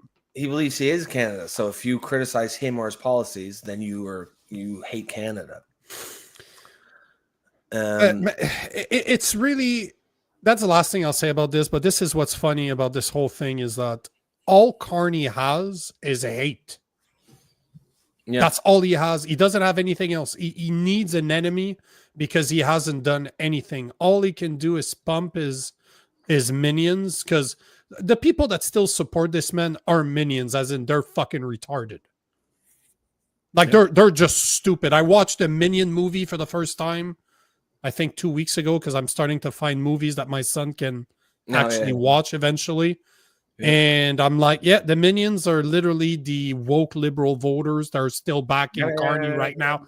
Yep, just dumb idiots. And I'm sorry, I don't like to call people names, but people that defend this time of rhetoric, like what he just said there, you've been dropped on the head too many times. Like, there's no way to this point. It's been 6 months now. Carney has done nothing except continue destroying our economy. He done nothing than destroy our relationship with the U.S. He hasn't brought anything intelligent to the table, and people are still supporting him. It blows my mind. It just blows my mind. Yeah, it's going to be a hard sell for him if he thinks that that's going to be effective. That's all he got, though. Yeah. Squirrelnut says Anthony Housefather pulled the anti-Semitism crowd with Trudeau too, then back down. Yeah, but I feel like it's getting worse. I mean, at some point, it's not the kind of thing, like the fact they back down then doesn't mean he's necessarily going to back down now, right? Like sometimes it takes us. Sometimes people they'll put up with something up until a point and then they won't do it anymore. But he took 30 other people to sign that piece of paper. That's the thing. Yeah. If you can get a few guys to just say we're done and they move over to the conservative, like, I don't see that happening, but man, would that be hilarious. And no, Bumpy, I will not watch RRR just because you keep on saying. Just because you keep on asking, I'm not going to do it. Now I'm just going to be I'm just going to be an annoying kid that's not going to do it out of spite. Nope, not doing it. Not doing it. Not watching it. Bumpy's like the executive producer on this movie. He gets paid he by gets paid by the watch. he gets royalties every time someone watches it. And that's a very valid question. What's the purpose of the EU? What's the purpose of the EU? Makes sense in Europe. NATO, they all need to be abolished. Yeah, I mean, if you go back far enough, like the EU started as just a trade organization just for coal, I believe. I think it was called the European Coal Commission or something. And then it was just one large bureaucracy that just, I think, set the common price of coal for all of Europe. And then it just grew like a monstrosity from there. One large coal economic bureaucracy turned into everything that the EU is now. I understand as purchasing power. I understand using the same money. I understand being under similar laws in all those countries. I like the thing I do like about the EU is that once you're a citizen of one of the countries, you can go pretty much wherever you want. So that I like. I can understand why the EU exists. That part I can understand. It has nothing to do with us. We are not European. We're not Europe 2.0. We're not EU 2.0. We're fucking North Americans. We're way more alike to Americans that will ever be to Europeans. The United Nations, I have no fucking clue where that shit still exists. I don't want to be part of that crap. Same thing as NATO, same thing as the WHO, same thing as the WEF, all that fucking crap. I don't want to be part of it. We need to close our fucking borders and start taking care of Canadians. Become more self-reliant. That's it. The next couple of years, that's all we should do. The thing about like the EU is, yes, the EU is super retarded, but the EU could exist as it does without being super retarded. Like you could have an economic union that used the same currency, that had common customs and border policy, and not be retarded in the way that the EU is. Like that's all weirdo European politics. That like there's no. They could be the EU while saying we're not going to accept massive amounts of Muslim migrants. That's such numbers that's changing our demography overnight. Like they could do that if they wanted to. They just don't want to. No, definitely not. Shall we? Yeah. Or unless you have a comment, you have a couple comments you want to take. No, I mean, just like Bumpy says, hate and fears how Carney rolls. I mean, that's honestly that's marketing. That's marketing 101, and any good. That's all he has. But that's all he has. He doesn't have anything else. They're both the liberal and the conservative are literally slogan machines that don't say much. And talking about slogan machines, here is Pierre Poilievre. Here's a video of Ezra Levant. That's the guy that owns Rebel News. Yep. I was asking Pierre Poilievre if he would put some pressure on Doug Ford about the Castle law, so about Ontario adopting Castle law. And like we talked with a team constitutional lawyer for Charter Canada, it is possible that they could do it. And the reason I'm bringing that up is that because Ezra's a lawyer, right, by trade. Yep. And what he's talking about is what a team was talking about on this show 2 weeks ago. Just saying, a team was first. He talked about it before Ezra, but listen to this. Ezra. Thanks for having me here, Ezra Levant from Rebel News. For years before marijuana was decriminalized, it was the position of police and prosecution not to charge anyone with small amounts in possession. So they didn't wait for the parliament. I see that Mark Carney's favorite premier, Doug Ford, has said he's for the Castle law, and other provinces like Alberta have said that too. Will you call on Doug Ford not to wait for Carney to reconvene Parliament, but rather to issue a statement that there will be no more prosecutions of homeowners who defend their homes just as a matter of policy, because right now his prosecutors are going after Jeremy McDonald, whose home was invaded in Lindsay, Ontario. And remember, that's what a team was saying, right? You could, on the provincial level, tell the prosecutors not to prosecute in certain cases, and that would be one of them, just like they did with marijuana with small amount of possession. Just don't prosecute, just let them go. It's fine. Yeah. So he basically brought up exactly what a team was talking about on this show a couple of weeks ago. So I didn't check this video. I stopped it there. I don't know what Pierre Poilievre is going to answer. So let's be happily surprised together, I guess. Okay. Hear what he has to say. And those are provincial prosecutors who are doing that? Yes. Well, I think that's a great idea. I don't know the legal powers that a premier has to direct the prosecution service, so I would not comment on it. But I would hope prosecutors. It's a shame that I know more than Pierre Poilievre, that you and I know more. Because you know what? We spoke to a constitutional lawyer and asked them the fucking question. Right? Like, fancy doing our own research, bro. And he didn't even have to do his own research. Just pay someone to tell you a few facts about the country you were going to govern. He wanted to be. He was applying to be prime minister a couple months ago, and he doesn't even know how provincial, how provinces prosecute crimes. That's very disappointed. That's very disappointing. Yeah, you could have said that you're going to look into it. Yes, yeah. Why not? You know, frankly, the fact of the matter is, I don't actually believe him. I suspect he probably does know. I think this is a cop out. I don't think he wants to answer this question. Would stop going after law-abiding people who are defending their property. We need prosecutors to go after criminals. Now, as for their ability to do that, I've never been a Crown prosecutor, so I don't know. We have a Crown prosecutor here, Larry Brock, so maybe he can jump in on this. But I will say this: we need to change the law. Let's make the law clear. Let's bring in place the idea that your home is your castle, so that no prosecutor, judge, or police officer can ever go after someone who is defending their home against an invader who presents a threat. Do you have anything to add, Larry? Prosecutor. This is the prosecutor. Thank you. Thank you, Leader. Although Crown prosecutors in every province, particularly in Ontario, maintain independence, as long as they can justify that independence, they are still directed policy-wise by the Attorney General. In this case, the Attorney General of Ontario being Doug Downey. And that's what a team was saying, that you can change the directive. Yes, are being by the pushed Attorney down General. By the Attorney General, and then the prosecutors, at least when he was prosecutor, they just follow the directives. Yes. So he seems to be confirming what a team was saying. I did find a smart lawyer to be on the show. Yeah, nice. Okay. Be careful you don't strain your arm there, patting yourself on the back. Yeah, my shoulders are too big for me to tap myself. It hurts.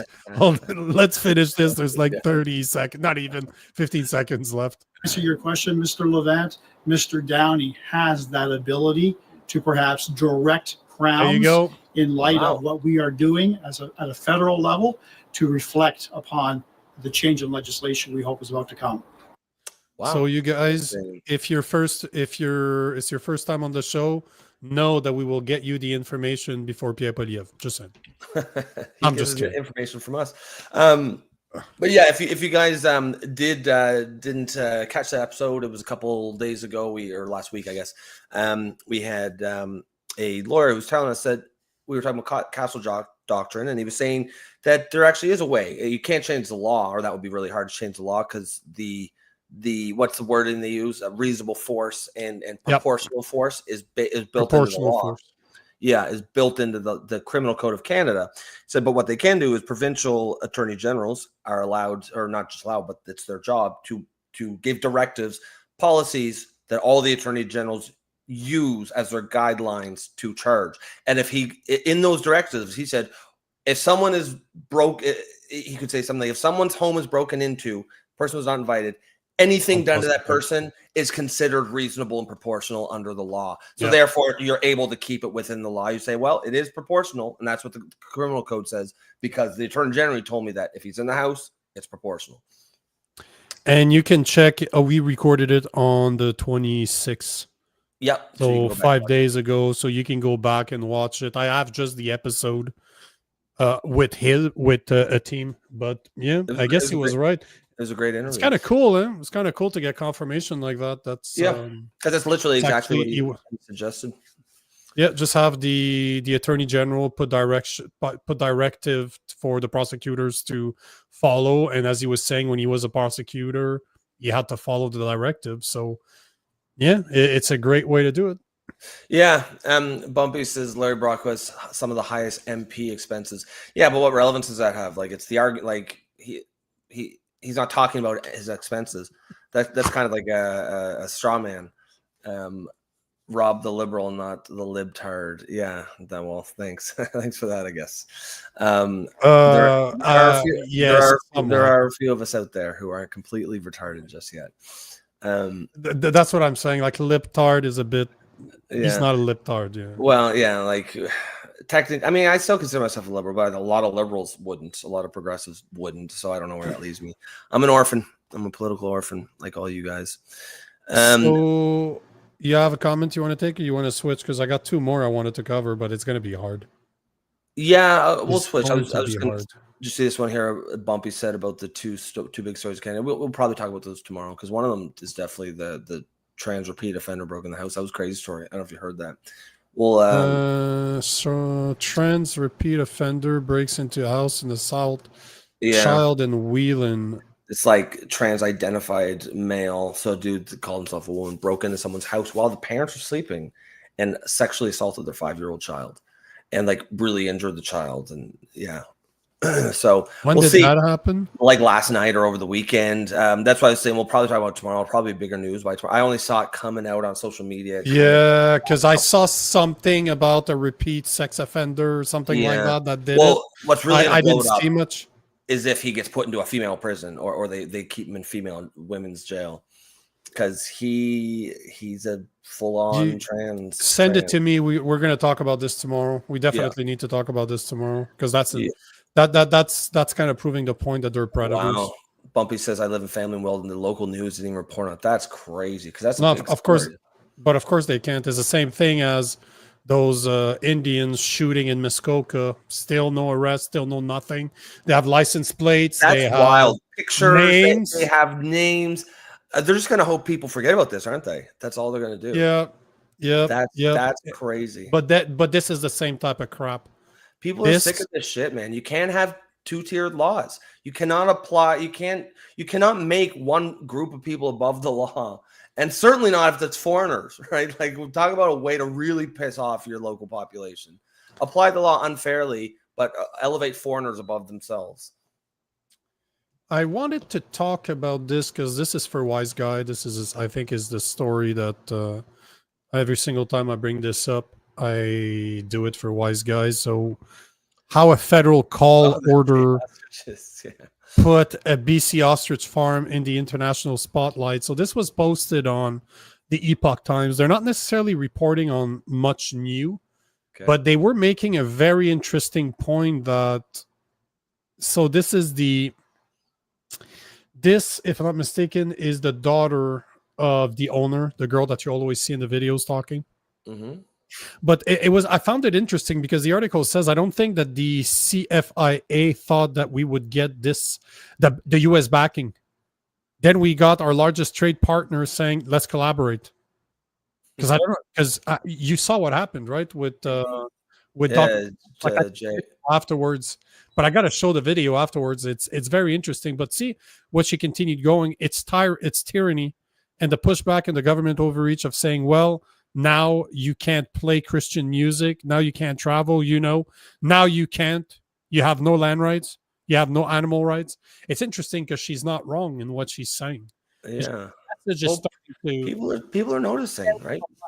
But she was very polite. She was trying to be very politically correct. She was playing the game properly. She was not disrespecting the Canadian Food Agency. She wasn't talking against the police officers and the RCMP that showed up. But now she's just like, it seems like she's turned a corner because she's just, this is tyranny. This is overreach. You can't play Christian music. You can't travel.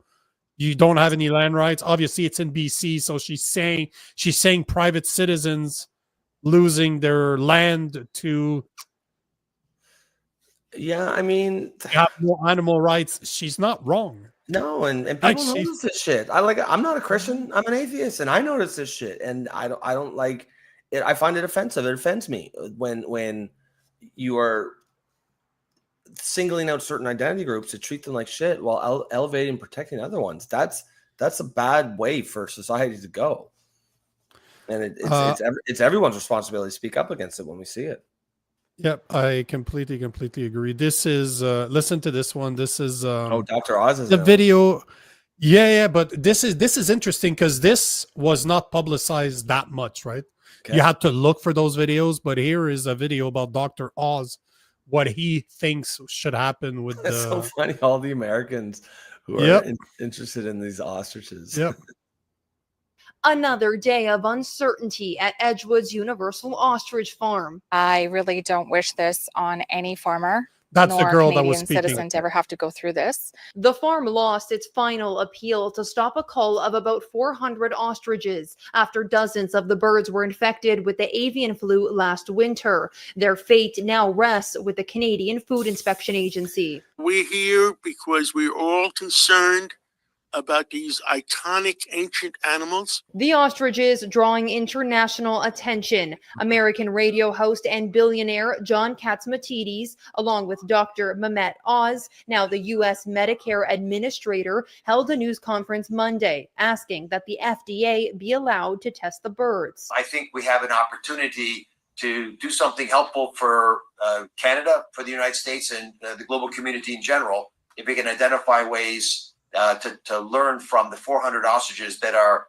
currently in British Columbia. The farm argues the birds have been healthy for more than 200 days, developed herd immunity, and should be studied for future viruses. But the court found the CFIA acted reasonably in its decision. There's no timeline on the cull. In a statement, the agency said, "We conduct these necessary disease control measures to protect public health and minimize the economic impact on Canada's poultry industry." That we have an incredible opportunity to advance science. These birds are able to withstand this potentially devastating H5N1 avian flu virus. And why would we throw away this unique wisdom? Dr. Oz's offer to house the birds at his Florida ranch still stands. That may be the only opportunity that is still on the table if Canada would work with him, is to move the ostriches to Florida and they could research them there. The farm is now seeking an emergency stay order or even go as far as the Supreme Court. Victoria Femia, Global News. So that's what's interesting is that Dr. Oz is saying, I will take them personally. I will put them on my ranch in Florida. I will take them myself and study them. That's crazy, man. I can't. I don't understand. Like, this is the shit. I'm trying so desperately to believe that our leaders are not actively. You're welcome. Trying to destroy You're welcome. the country. But like, you've got this fucking bird flock of ostriches they're not sick. Like, even if you, and I understand when, oh no, they were exposed, we got to kill them because you're worried that they'll get sick. But you know now that they are not sick. So why do you need to cull them?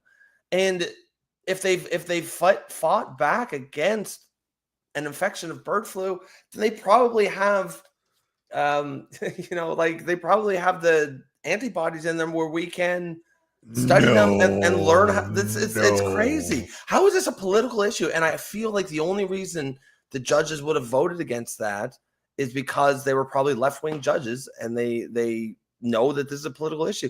But this is ridiculous. It's not political. I don't. Or they, like judges that are left and right, they receive money from big pharma, and there's no money to be made with natural remedies. If you can prove, like what we were talking about earlier, the measles, if you have less than 1% chance of dying from catching measles, and you have more chances of dying from the vaccine, why the fuck would I not want to be sick for 4 to 6 days, develop natural immunity, and then be good with it? You have birds right there that have developed supposedly natural immunity to the well, look, the bird flu, not the Asian flu, the bird flu. My bad. Oops.